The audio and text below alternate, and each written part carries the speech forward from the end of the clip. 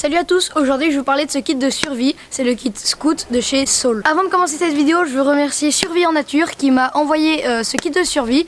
Alors j'ai gagné un de ses concours sur sa chaîne, donc je vous mets le lien de sa chaîne en description. Et je veux lui rendre un énorme merci, c'est super gentil de sa part. Donc grâce à lui, j'ai plusieurs idées de vidéos qui vont être tournées.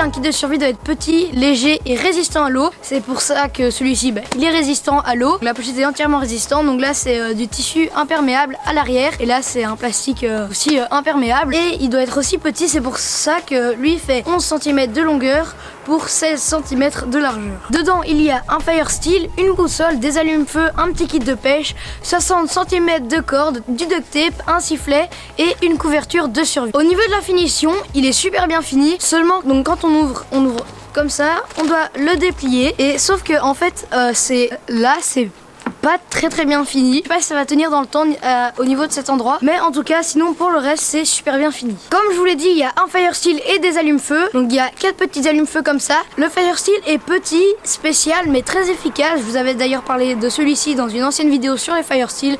Je vous mets le lien en description. Et donc il va avec les petits allumes-feu, il fonctionne très bien et il fait en réalité de bonnes étincelles pour un petit fire steel. Il y a un petit miroir de signalisation. Donc on doit mettre son œil là-dedans pour pas se brûler. Je vais vous montrer, je sais pas si vous allez bien voir.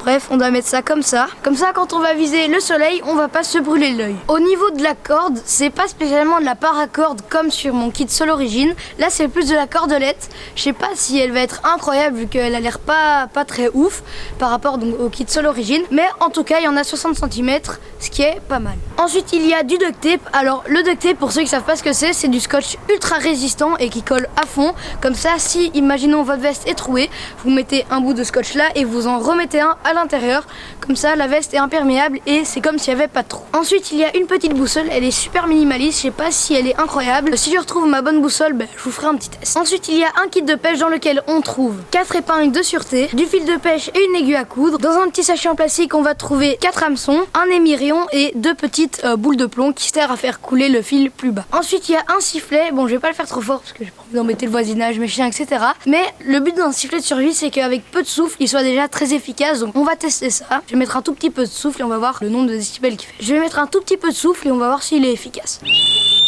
Comme vous pouvez le voir, j'ai mis un tout petit peu de souffle et il est très efficace. Maintenant je vais en mettre un peu plus.